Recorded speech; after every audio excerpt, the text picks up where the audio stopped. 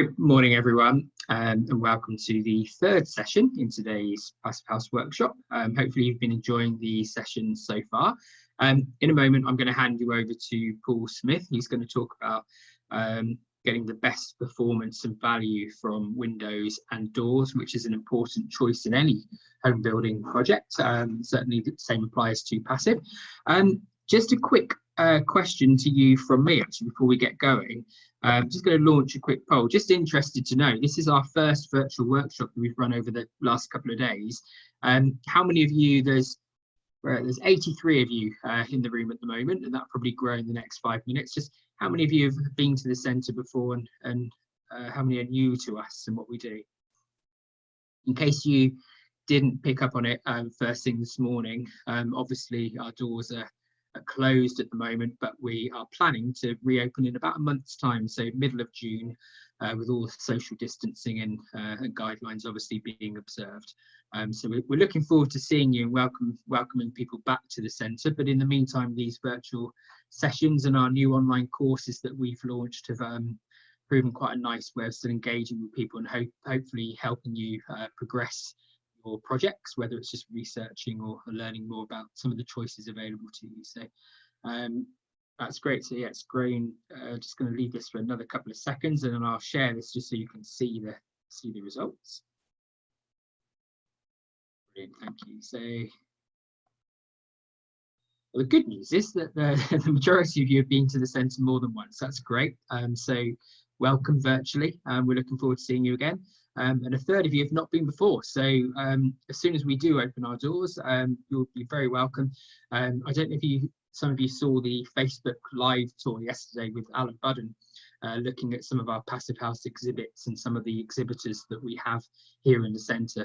So we try to give a flavour of what it's like visiting the centre via that tour, but obviously nothing quite beats coming in and seeing the exhibits and all the products and technologies that we have on display. So hopefully in a month's time or so you can come and start visiting us again. But in the meantime, I'm going to introduce you to Paul Smith from the Green Building Store. Paul is an expert in all things windows and doors, so I'm looking forward to this next session. I'm just going to highlight that we have a Q&A button, so if you do have any questions, please do ask them during the session. My job for the next 45 minutes is to monitor those questions and then ask Paul a few of those at the end. If the question, if Paul can't answer it, or if we run out of time, we have a dedicated hour set aside at 3 o'clock for our question time session. That was great yesterday, so do join us for that. That's hosted by myself and Chris Herring, who's the chair of the Passivhaus Trust, and all the presenters that have spoken today will be part of that panel. And there were some really interesting questions and discussion that came from those questions yesterday, so that's a good session to round off what hopefully is a great day. But I'm not going to take up any more of Paul's time, so Paul, if you want to share your camera and introduce yourself, we'll get started.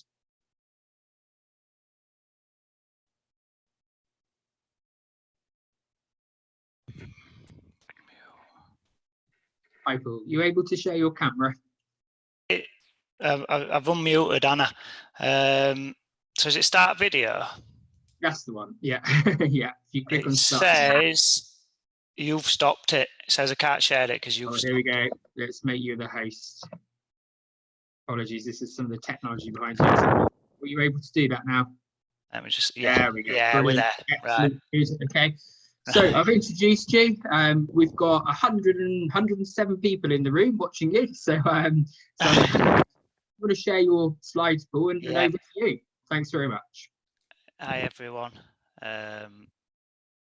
Hopefully that's all sharing now. You can see that. First time doing this, so I have to excuse me if I'm a bit rusty. So I'm going to talk to you about windows and doors today. Just give you a general overview of the things that you should be looking out for and thinking about when you're looking to purchase windows and doors for your project, and also a bit of science behind U values and science door values and things like that. I'm used to standing up on front of a stage instead of sat in front of a camera, so it's all a bit strange, but we'll crack on. So yes, I'm Paul Smith and I work for the Green Building Store. senior construction technician and a certified Passivhaus consultant. Yeah, so just see, slides aren't moving. Yeah, so windows, how difficult can they be? So basically, the window is thermally and acoustically the weakest component within the fabric. If you consider, if we're getting down to Passivhaus standards, a wall U value will be around 0.15, and a decent Passivhaus window will be 0.85. So there's a fair amount of difference between the two performance, but they allow daylight in and solar gain, and they allow us to see out. So they become a critical component of the fabric as well. And they also provide means of escape and ventilation. So even though thermally it'd be nice just to have solid walls everywhere, windows are something that we all need, really. So the challenge when we're thinking about windows, we have to balance all these different criteria, really. So aesthetics, performance, price, material choice, form, safety and security. So I'll just run through and give you various oversights of the different categories. So when we talk about aesthetics, how does the window look? So does it match the vernacular of the surrounding structures? Does it match the style that we've chosen to build our homes in? Is it in a conservation area? So do I have to match a certain window type, colour, material, form? All these things come into aesthetic, and at the end of the day, it's the window has to look good to the person who's purchasing it, because at the end of the day, that's what that's what we all see. So we need to enjoy the aesthetics of the window. Performance. What do we mean by performance? Well, are we going double glazed, triple glazed? Are we going insulated frame, uninsulated frame?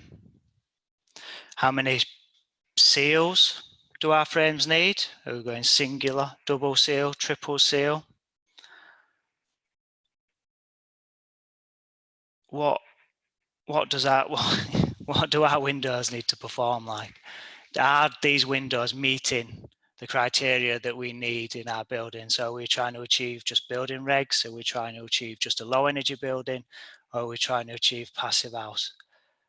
Is the windows that we're purchasing meeting those performance criteria that we need? Price.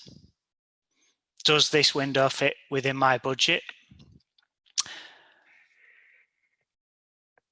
Is the quote correct for what I'm getting for these windows?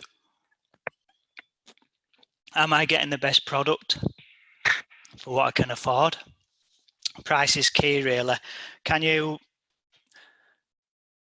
play off performance against price? So we can have a high performing PVC window that might be cheaper than a low performing timber window, or vice versa. Price is key as well in the decision choice of windows. The materials we use. Why am I choosing a particular material? We can have PVC windows, we can have timber windows, we can have aluminium windows, timber alley clad windows. There'll be a certain reason that we want to choose a certain material. So again, whether it's price, whether it's aesthetics, they all tie back into each other. And then form. So when we talk about form, do I need a window with glazing bars? Do I need a mullion there? Do I need a transom there? Can I get away with a single opener? Do I need a double opener, triple opener? These all impact, again, they impact the price, they impact the aesthetic, So form's a key thing to be considering. Also, it's in terms of frame area versus glazing area and things like that. Do I need so much frame against the glazing? Can I get away with minimizing openings, having fixed windows, things like that when we talk about form? And then safety and security. So do I need secure by design? Do I need safety glazing in the windows and doors? Have I had secure by design and safety glazing priced in to the quotation? And then at the end of it, again, it just all comes back to aesthetics. You have to be happy with how that window looks in your chosen building.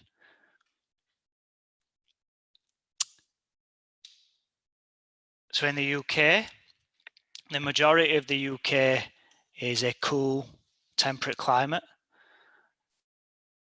So we have to maintain comfort. For comfort reasons, we have to have triple glazed windows. If you could get away with double glaze, so on the south coast in London, the climate zones are warm, temperate. So you could get away with double glazing on the south coast in London, but then the majority of the UK is cold temperate, in which case you need triple glazed windows. So why triple glazing? For the energy balance. So what we're balancing is the solar gains against the heat losses through that window pane. So typically, if you're designing to Passivhaus standard, you'll start off with a 0.53 G value and a 0.53 U value. So you're balancing the gains coming in versus the losses going out. You don't necessarily have to design your windows to heat your home, to heat your home. You design your windows for daylighting and this balance. You shouldn't be oversizing your windows, say on the south facade, for those gains. It's all a balancing act. Because of course, if you do oversize them, then you run the risk of overheating.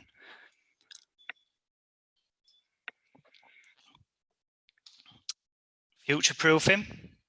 So we're heading. So we've got the Future Home Standard out to consultation. Option 1 is considering fabric, and in option 1, triple glazing is a requirement. Option 2 is basically the same as what part L now, so it's double glazing. So option 2 isn't a requirement.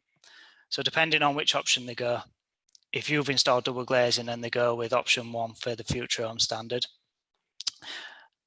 then you haven't future-proofed. But if you stick with your triple glazing, you're future-proofing for those windows. And comfort, to me, comfort should be at the top, really, in terms of triple glazing. It's the comfort aspect that's key. In the UK, triple glazing maintains an internal surface temperature within the comfort ranges. Double glazing can't maintain that temperature. So if it's 20 degrees inside, triple glazing will be about 17 degrees on its surface. Double glazing will be down to about 12 degrees, which is where we start getting comfort issues. So for me, when people talk about triple glazing, comfort is key, really. I mean, the other thing about comfort is with triple glazed windows, you don't necessarily have to have radiators under every window. When you see radiators under a window, that's from when they were single or double glazing. So that was to heat that internal surface temperature up to prevent downdrafting and things like that. Whereas with triple glazing, it's not necessary. And yeah, so there's the blurb on the Future Home Standard. Like I say, so they're saying that they're going to focus on fabric and reduce the amount of energy we use in our homes through improvements to the fabric, but then there is option 1 and 2 out to consultation, so we'll have to see what happens. But as you can see down at the bottom, triple glazing is mentioned in the Future Home Standard. The thing that the Future Home Standard doesn't consider is that comfort aspect. The only standard I've come across that considers comfort is the Passivhaus standard. It is a key aspect, and a lot of the things within the Passivhaus standard is driven by comfort, which people tend to it's an oversight. People think it's all about energy, but the Passivhaus standard is, I'd say, mainly about comfort and then about energy. And by achieving the comfort, it drives the energy down, the energy use down by trying to meet the comfort standards. So comfort really is high on the agenda. So just to show, so discomfort, what is it? In terms of glazing, discomfort comes from cold radiant from the surface. So like I was saying, although it says 13 there, but double glazing, you'll get 13 degrees Celsius on that interior surface, which you'll feel discomfort through cold radiance, and then it also creates downdrafting and things like that. So therefore, what do we do to accommodate that? We turn the heating up. So instead of sitting at 20 degrees C, we're heating to 24 degrees C to maintain comfort.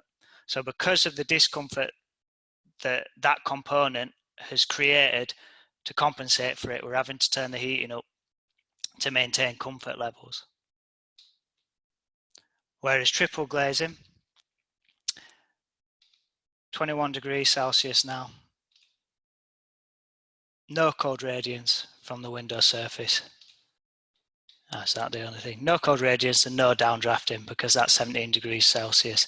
So we're able to turn the heating down because we're maintaining that comfort. The higher losses in this scenario are coming from us having to turn up the heating to compensate for the discomfort, not the losses through the window. It's having to run the heating at a higher temperature to maintain comfortable conditions. So when we talk about triple glazing, what's involved with a triple glazed window unit? So 3 sheets of glass, low emissivity coatings. So low emissivity coatings allow solar gain in and prevent heat from escaping. So you can get different forms of coatings depending on how you're wanting that glass to perform. So if we were south facing, well, no, east or west saying we're having overheating issues, you can get low emissivity coatings, solar control coatings to protect you from overheating. So it keeps that heat out of the property. So there's lots of different combinations that you can achieve with low emissivity coatings, and they're improving constantly. So there we go. Solar gain in, reflecting some of the heat that's trying to get out back into the rooms. Warm spacer, so back in day, especially on double glazed units, you remember steel spacers, and you used to get condensation around the edge of the glass, and that was because the glass was warm because of the glazing filling. That steel spacer spanned the gap and was a thermal bridge for the heat to go out, and then condensation forms around that thermal bridge. So then you'd get moisture, mold issues, things like that. So triple glaze, you can, well, double glazing as well, you can get warmer spacers now. It's the technology, it's moved forward. But when you're looking at glazing, always make sure it's a warm edge spacer, because that prevents all those issues.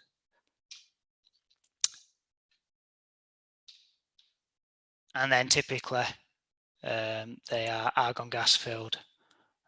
Again, with the spacers, the polysulfites that they use to seal the glazing units are far better than what they used to be. So where you used to have lots of glass units failing because of the improvements in technology and methods, the polysulfites,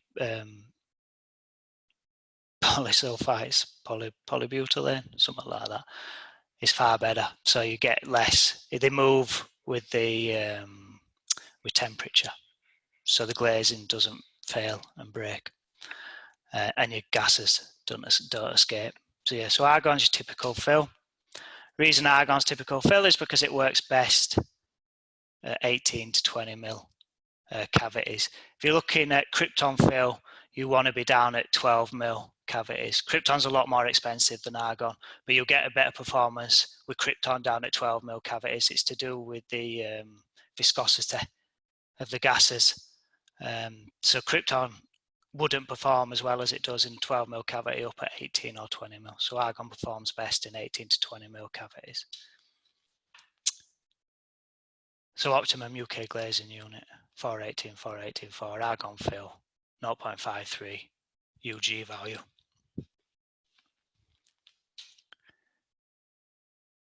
Energy balance. So with the windows, what we're doing with windows is we're trying to balance the solar gains against the window losses.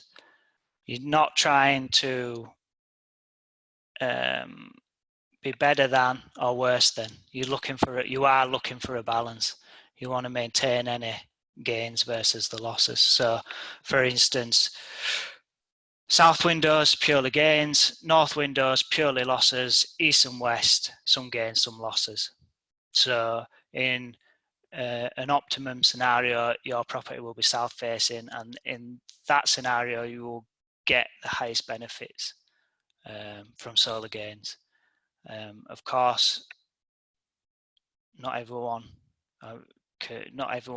every site is suited to that situation, and all the views might be out the north, in which case you want to optimize those glazing areas for daylighting rather than anything else, for daylighting and views. So yeah, it's all about a balance.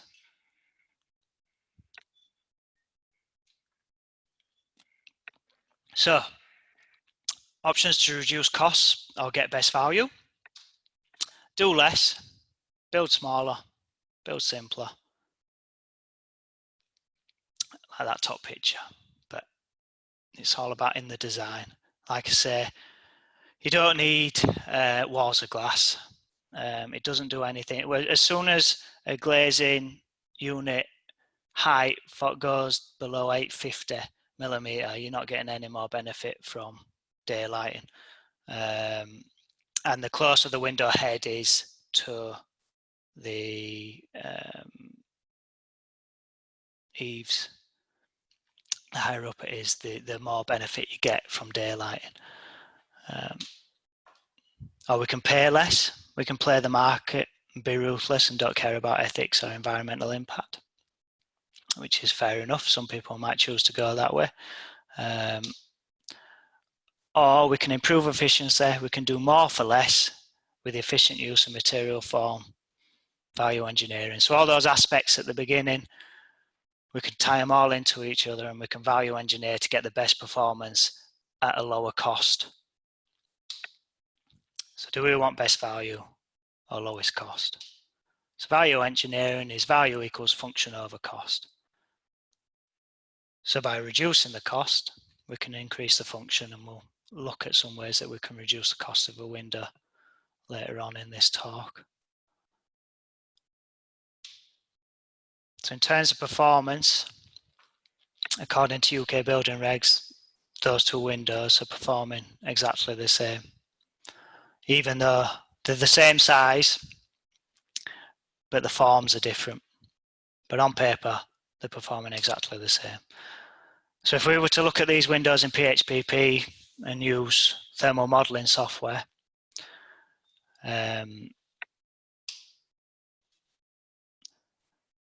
that's what happens. So in PHPP, we can take these two windows and we can enter the frame values for each, and then it calculates the whole window U value based on those frame values. So the window on the right, you'd only enter 2 jambs a head and a sill. The window on the left, you've got 2 jambs a head and a sill, a transom and a mullion and some glazing bars.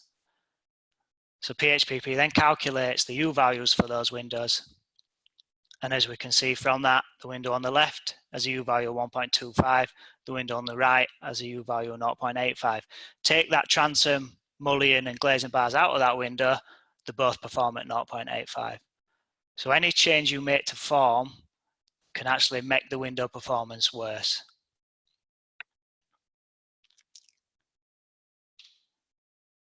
And then with the thermal modeling, what we do is we have a standalone window U value, and then we have an installed window U value. So usually, typically, the values that you'll see on a quote will be the standalone window U value, not the installed value. So to calculate the installed value, we look at BSEN 10077. So what we have is the U value of the window, so that standalone U value equals the heat loss through the glass plus the heat loss through the edge. So that's that warm edge spacer, you know, that used to be steel. And plus the heat loss through the frame over the total area of the window. So that gives you that standalone U value. That's the formula that they're using to gain that. All windows are done to a standard size as well. So that's why you can compare across the range, because this formula is done on a standard area of window, and then you can compare the standalone U values of a window. So that's what it looks like in its formula. But then what we have is the installed window thermal performance. So for UW installed, it's everything above plus the installation heat loss. So plus that loss there through that edge. That's what we're adding to that formula above to get the installed. So it looks something like that. So that's the bit that's not included in your standalone calculation. So when we look at it in this aspect, take away the wall, so U wall times area of wall, minus the U value of the window times the area of the window equals your site installation value times the linear frame length. And that gives us our installed window side value. So what you can have is you can have a window at 0.85 and an installed window at 1.1 if it's badly installed. Or you can have a window at 0.085 and an installed value of 0.75 if it's well installed. So when we look at window positioning and side value, so all this plays into it. So UW installed there is, so we're at 2. So that's the standalone value plus the site installation value, we're at 2. We move it further back into the installation layer, that installed value drops to 1.5. To the center, remains at 1.5. And then if we brought it right into the fabric again, we're back up to 2. So the position of the window in the wall is really important as well. So you're not only just looking at the standalone U value of a window, you also have to take into consideration how you're going to install that window in your wall and what impact that is going to have on the overall performance of that window. You can spend a lot of money getting a high performance window and then badly install it and lose some of that performance. So if you're going to go through the effort of getting a high performing window, you really want to pay attention to how you install that window within your wall. So back to those windows. Those original windows now 112% worse. Badly installed and then well installed. So it is key. It is key. The installation's key to the performance of the window as well as the standalone. So we'll just look at a few more examples. So again, triple glazed window, 0.8. Standalone value, that 0.8. And then we have a site installation value of 0.07, which means that the install value of that window is 1.14. So what people think is they're getting a 0.8 window, they're putting in a wall and it's still a 0.8 window. It's not. It's now a 1.14. So we move it back and we insulate the frame. So we had a 0.8 window. Our install value now is minus 0.01. What I'll tell you about site installation values is it's really a correction factor, and that's why you can have a negative or a positive, because it's just a fudge on the figures. It's correcting the overall performance. So with a minus 0.01 value, that Windows 0.77 performance. So we had a 0.8, we've installed it well, we've now got a window performing at 0.77. We've improved the performance aspect of that standalone U value. Another one. So we've got 0.8 window, I install a 0.26 in this one because you'll see the windows sat back away from the insulation layer, so the thermal bridge is straight through there. It shows you. And now that 0.8 window is 2.05. So installation, really important. Pay attention to it. Understanding overheating risks. So again, as mentioned before, purchase windows. We want to benefit from the solar gain, but we don't want to benefit from it that much that it causes overheating issues within the building. So south facing, easiest to shade, large overhangs, horizontal overhangs. East and west, because of the low angle of the sun, you start having, if you're having to shade those windows, you have to start moving to vertical shading aspects. And north, you won't get any, it's all losses to the north. You don't really get much benefit from solar gain. You will get benefit from daylighting. So again, but if you optimize the design and get the sizing right, then you can negate overheating risk whilst benefiting from solar gain. I mean, a lot that I've seen, you can also balance, if you do need larger windows to the north aspect, you can balance them on the south. So you're getting solar gains from the south and you're making losses to the north, but you're balancing the two by designing the sizes correctly. So at Denbydale, what did we have to do to shade it? Large overhangs.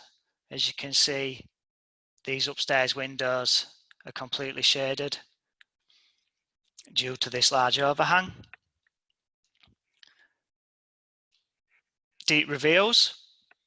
If you've got enough width in your wall, you can bring your windows back further, which offer some further protection to shading. And in the case of Denbydale, because of this large glazed aspect to this left-hand side, they needed an active blind. The only reason that they could get away with having this double height glazed space was due to this external Venetian blind, which in really hot summer periods, they drop down and it prevents that solar gain from getting into that area and localized risk of overheating. Air tightness, again, another key aspect for the windows. You've purchased your window, you've made sure your installation is correct. You've made sure it's shaded right. You need to make sure it's airtight. Really important aspect, really key to design it in as well. There's tapes and membranes available.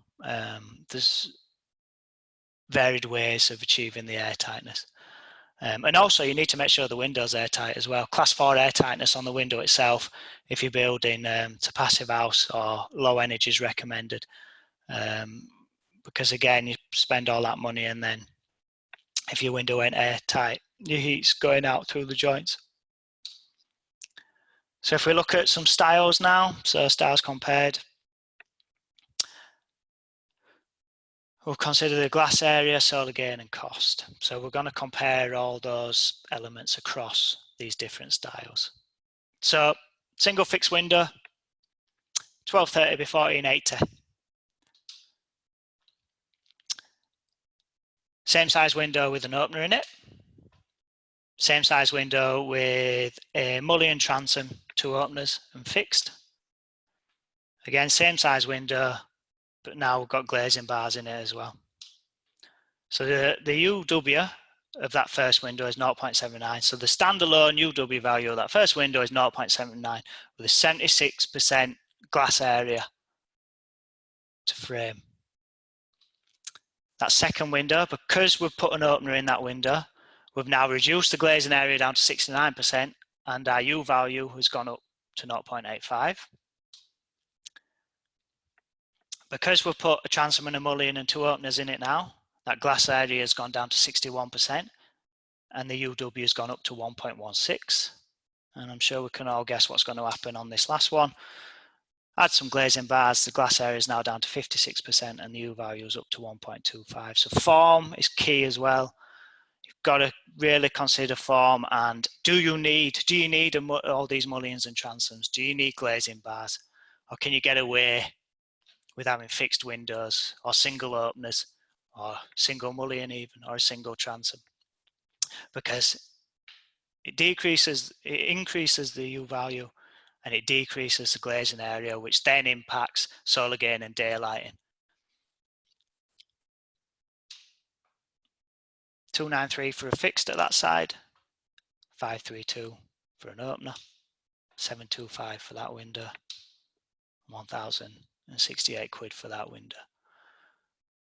So the U value is worse, your glass area is less, and your cost is higher. So you need to really think about these aspects. Because again, going back to budget, you might think a range is out of your budget, but actually if you can simplify these factors, it might come back into your budget. So can you simplify the design and improve installation? Improving function whilst reducing cost. And why do we need that? Because aesthetics matter. It all comes back to the aesthetics. And mind you, they've sorted their SPD, they've sorted the security by putting those bars on there. But aesthetics matters and windows play a big part of it. So again, it's all client dependent. You have to, you're building, you have to like how the windows look at the end of the day. That's what it comes back to. And there's such a variation of what you can get and what you can do. And these are all the examples. So the next thing you need to know, so I'll briefly go through this. I don't know, I'm on 45 minutes, but I don't know how long we've got. Time is it 12:37? Yeah. We've got about 10 minutes, Paul. There's quite a few questions coming through as well. If you need to be able to ask some of those. Right, I'll quickly run through this. The good thing about this section is there's a lot of bullet points. So anyone who's got older recording this can go back and look at the key points that are required when you're looking at quote stage. So just the key points on this, you've got to make sure that you're sending through enough information to the people quoting. Your cost on that quote might not be correct coming back because they've made assumptions or you haven't provided enough information. And then when you get to a more detailed stage, the cost of the windows might go up. You have to ensure, or at least ask the question, whether the quote that they've sent to you complies with building regulations. Because some window companies or people or window manufacturers just want your money. So they'll price you or quote you the cheapest that they can do to get you hooked, and then they'll start bumping the price up when it's ready. So what have we got here? Yeah, so ensuring quote says. So yeah, and again, you can reduce costs by reducing the amount of safety glazing you need.